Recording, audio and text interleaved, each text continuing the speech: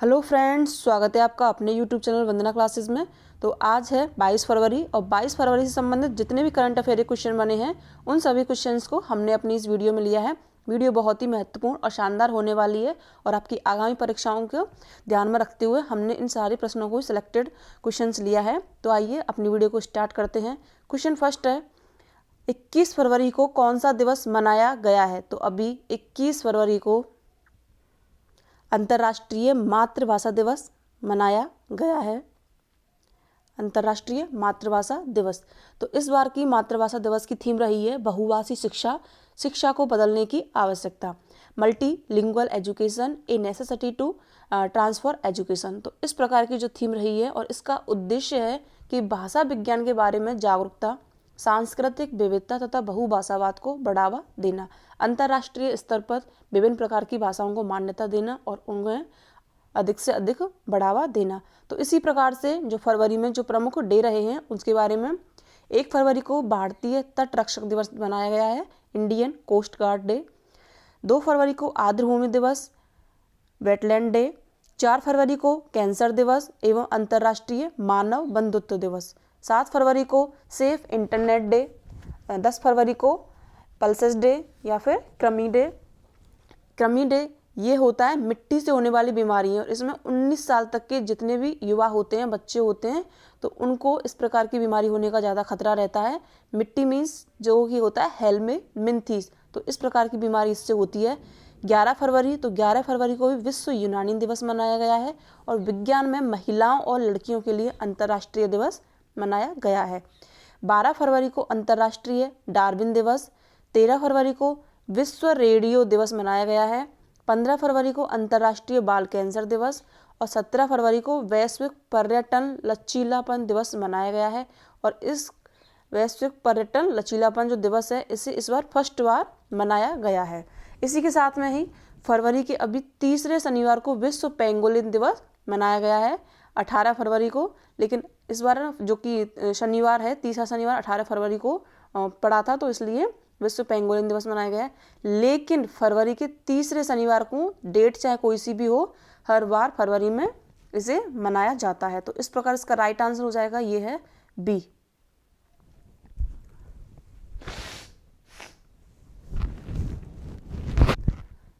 Next question है, नितिन गडकरी द्वारा कहाँ दुनिया के सबसे बड़े और अनोखे दिव्यांग पार्क अनुभूति समावेशी पार्क की आधारशिला रखी गई है?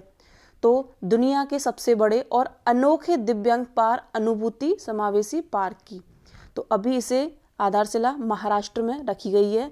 नितिन गडकरी जो कि परिवहन और सड़क परिवहन मंत्री हैं, तो उनके द्वारा इसे अभी महाराष्ट्र में उद्घाटन किया गया है और इसमें 21 प्रकार की विकलांगताओं के लिए अनुकूलित सुविधाएं प्रदान की जाएंगी, जिसमें से कि एक स्पर्श व गंध उद्यान होगा, हाइड्रोथेरेपी इकाई होगी, यूनिट होगी, जल चिकित्सा होगी, या फिर मानसिक रूप से विकलांग जो बच्चे होंगे, डिसेबल्ड जो बच्चे होंगे, या फिर जो भी जो कि माताएं वगैरह महिलाएं वगैरह होंगी उनके लिए स्वतंत्र कक्ष जैसी एक जो कि इंडिपेंडेंट जो कि रूम वगैरह होते हैं उनकी सुविधाएं भी होगी। इस प्रकार की जो कि ये पार्क या फिर दिव्यांग पार्क बनाया जाएगा। तो महाराष्ट्र, तो अभी महाराष्ट्र जो महाराष्ट्र भूषण पुरस्कार से अप्पा साहेब धर्माधिकारी को सम्मानित किया गया है। फेम योजना के तहत इलेक्ट्रिक वाहनों की बिक्री में महाराष्ट्र सीड्स पर रहा है। इलेक्ट्रिक वाहनों के लिए आजकल बहुत ज़्यादा ही जो कि करंट अफेयर क्वेश्चन है उनको ज़्यादा मान्यता दी जा रही है, क्योंकि इलेक्ट्रिक वाहन अभी पॉपुलर वे में है। नेक्स्ट क्वेश्चन है, काला घोड़ा कला महोत्सव मुंबई में शुरू हुआ है अभी, और काला घोड़ा कला महोत्सव से संबंधित जितने भी क्वेश्चन आते हैं तो उनको एक बार आप मैं साथ साथ करवाती हूँ, जिस भी जो कि स्टेट वगैरह में होते हैं, तो इसलिए आपको एक बार इसको देखना है कि काला घोड़ा कला महोत्सव मुंबई में अभी आयोजित हुआ है। महाराष्ट्र सरकार ने ग्रामीण क्षेत्रों में 122 नए खेल परिसर का जो कि स्थापित करेगी और 108वीं भारतीय विज्ञान कांग्रेस का आयोजन अभी नागपुर में हुआ था। और 5वें खेलो इंडिया यूथ गेम्स की पदक तालिका में महाराष्ट्र शीर्ष पर रहा है। 5वें खेलो इंडिया यूथ गेम अभी एमपी में हुए थे, मध्य प्रदेश में। तो इस प्रकार से इसका राइट आंसर है, ये है महाराष्ट्र। नेक्स्ट क्वेश्चन है, रणजी ट्रॉफी का खिताब किसने जीता है? तो अभी रणजी ट्रॉफी का खिताब जीता है सौराष्ट्र ने, और सौराष्ट्र ने इसे अभी बंगाल को हराकर जीता है रणजी ट्रॉफी। तो रणजी ट्रॉफी के बारे में एक बार हम, सबसे पहले आयोजित हुई थी रणजी ट्रॉफी 4 नवंबर, मतलब इसकी स्थापना होती है 4 नवंबर 1934 को, और सर्वाधिक बार जीता है मुंबई ने 41 बार। शुरुआत में 1934 में हुए थे, तो वो हुए थे चेपक स्टेडियम जो कि मद्रास और मैसूर के बीच में हुआ था। और इस बार का जो कि रणजी ट्रॉफी है सौराष्ट्र ने जीती है, और इस प्रकार टोटल 2 बार सौराष्ट्र इस प्रकार की जो कि रणजी ट्रॉफी का खिताब है उसे जीत चुका है। और 2020 और 21 के जो कि रणजी ट्रॉफी रही है उसके रद्द रहा है जो मैच, वो अभी हुआ नहीं था। तो इस प्रकार से याद रखेंगे कि अभी पूछा जाए कि 2020 और 21 में रणजी ट्रॉफी का विजेता कौन रहा था, तो इस प्रकार का जो आंसर आएगा उसमें इनमें से कोई नहीं, या फिर हुए नहीं थे मैच। तो इस प्रकार से आपको सही करना है कि इस बार जो 2020-21 में आयोजन रद्द किया गया था, हुए नहीं थे। तो उसका राइट आंसर है ये है सौराष्ट्र। नेक्स्ट क्वेश्चन है 76वें बाफ्टा पुरस्कार 2023 का आयोजन किस देश में हुआ है? तो अभी बाफ्टा पुरस्कार जो कि इंग्लैंड लंदन में जो कि यहाँ पर आयोजित हुए हैं, और बाफ्टा पुरस्कार होते हैं British academy of film and television arts. तो इनको भी लंदन के द्वारा लंदन में इनका आयोजन किया जाता है, और इसमें बेस्ट फिल्म रही है all quite of the western front. तो इस प्रकार की जो ये वाली मूवी है इसको बेस्ट मूवी का अवार्ड मिला है। नेक्स्ट क्वेश्चन है हाल ही में नीति आयोग के सीईओ कौन बने हैं? तो अभी नीति आयोग के सीईओ बने हैं वी आर सुब्रमण्यम, ये नीति आयोग के सीईओ बने हैं। परमेश्वरम अय्यर जो कि नीति आयोग के अभी इन्होंने रिप्लेस किया है, और अभी इनकी जगह पर वी.आर. सुब्रमण्यम जो कि आए हैं। समीका रवि प्रधानमंत्री की आर्थिक सलाहकार की सदस्य बनी है अभी, और सुमन बेरी जो कि नीति आयोग के प्रेजेंट टाइम पर उपाध्यक्ष हैं। तो अभी नीति आयोग के बारे में एक बार पढ़ें। तो नीति आयोग की स्थापना होती है 1 जनवरी 2015 को। मुख्यालय है हेडक्वार्टर न्यू दिल्ली में, और इसके जो अध्यक्ष हैं वो हो जाएंगे प्रधानमंत्री नरेंद्र मोदी। और नीति आयोग जो कि योजना आयोग को नाम, जिसका नेम परिवर्तन करके इसको नीति आयोग इसका नाम रखा गया है, और इसके हेड होते हैं प्रधानमंत्री। तो इसी अभी प्रेजेंट टाइम में प्रधानमंत्री नरेंद्र मोदी जी इसके हेड हैं, और उपाध्यक्ष हो जाएंगे सुमन बेरी। सीईओ तो सीईओ हो जाएंगे वी.आर. सुब्रमण्यम, और वी.आर. सुब्रमण्यम से पहले थे परमेश्वरम अय्यर, और अभी परमेश्वरम अय्यर 3 साल तक के लिए विश्व बैंक के लिए भारत की तरफ से विश्व बैंक की जिम्मेदारी को संभालेंगे। तो इसी प्रकार से अभी जो इनकी न्यूली पोस्टिंग हुई है, जिनकी नियुक्तियां हुई हैं, उनके बारे में ICAI ने अनिकेत सुनील तलाटी को अपना नया अध्यक्ष नियुक्त किया है, जो कि इंस्टीट्यूट ऑफ अकाउंटेंट्स है। इलाहाबाद हाईकोर्ट के मुख्य न्यायाधीश राजेश बिंदल को नियुक्त किया गया है। टोयोटा ने koji सातो को नए सीईओ के रूप में नामित किया है, और विक्टोरिया गौरी ने मद्रास उच्च न्यायालय के न्यायाधीश के रूप में अभी शपथ ली है। तो अभी जो कि रिसेंटली इनकी नियुक्तियां हुई हैं, इनकी पोस्ट चेंज हुई हैं, या फिर इनको नई नियुक्तियां मिली हैं। तो इस प्रकार के जो क्वेश्चन आते हैं उनको आपको महत्वपूर्ण क्वेश्चन हो जाते हैं, और आपको एक बार जरूर से उनको पढ़ना है। इसी प्रकार नेक्स्ट क्वेश्चन है Dadasaheb Phalke international film festival awards 2023 किसने जीता है?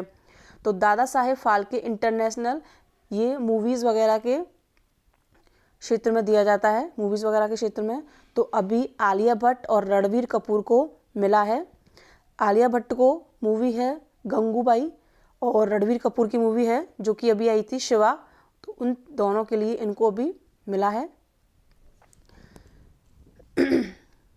इसी प्रकार से जो भी रिसेंटली प्राइजेस वगैरह मिले हैं, FIH इंटरनेशनल हॉकी फाउंडेशन राष्ट्रीय पुरस्कार से VK पांडियन को पुरस्कृत किया गया है। मातृभूमि बुक ऑफ द ईयर पुरस्कार से डॉक्टर पेगी मोहन को पुरस्कृत किया गया है।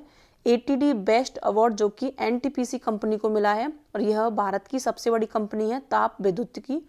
BP नंद कुमार को दुनिया में अपनी उल्लेखनीय उपलब्धियों के लिए हुरून पुरस्कार दिया गया है और गोल्डन पिकॉक CS और अवार्ड जिंदल स्टील को दिया गया है। तो इसमें अभी जो कि कंपनियां वगैरह रही हैं या फिर कोई भी लेखक हो तो उन सभी के लिए जो भी प्राइजेस वगैरह होते हैं तो हम आपको डेली की डेली उनको रिवाइज कराते हैं। नेक्स्ट क्वेश्चन है, हाल ही में भारत उज्बेकिस्तान प्रशिक्षण कार्यक्रम अभ्यास डस्ट लेक कहाँ शुरू हुआ है? तो भारत और उज्बेकिस्तान के बीच में होता है डस्ट लेक। जापान और भारत के बीच में होता है वीर गॉर्जियन, धर्म गॉर्जियन। इसी प्रकार से ही जो कि अफगानिस्तान और भारत है उसके बीच में होता है काजिंद। तो सारे जो कि देश वगैरह हैं उनके साथ में इस प्रकार के जो संयुक्त सैन्याभ्यास होते हैं। और भारत और चीन के बीच में एक ही अभ्यास होता है हैंड टू हैंड, और भारत और पाकिस्तान के बीच में कोई भी अभ्यास नहीं होता है, ये आपको याद रखना है। तो इसका राइट आंसर है ये है उत्तराखंड।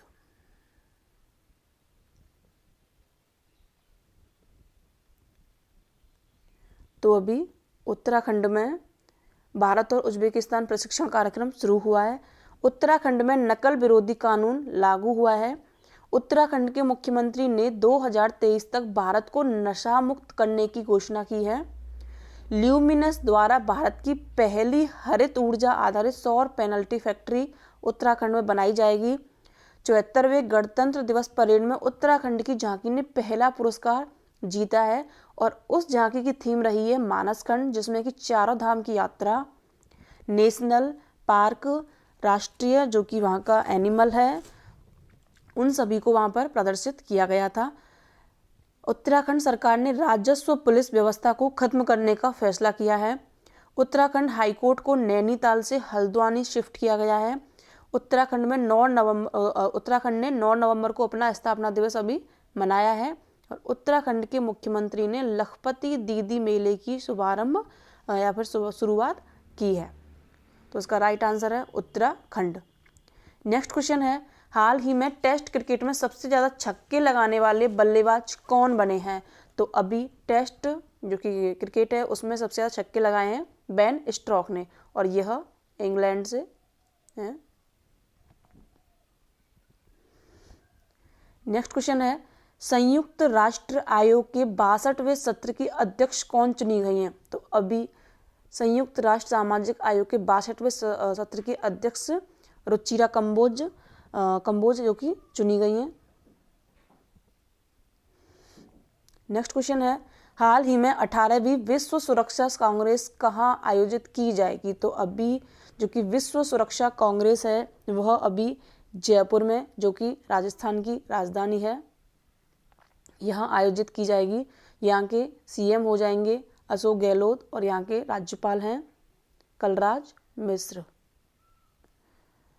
तो यह विश्व सुरक्षा कांग्रेस जिसका कि अभी 18वां संस्करण है और इसे इंटरनेशनल यूनियन ऑफ रेलवे और रेलवे सुरक्षा बल के द्वारा अभी 21 से 23 फरवरी के बीच में इसको आयोजित किया जाएगा।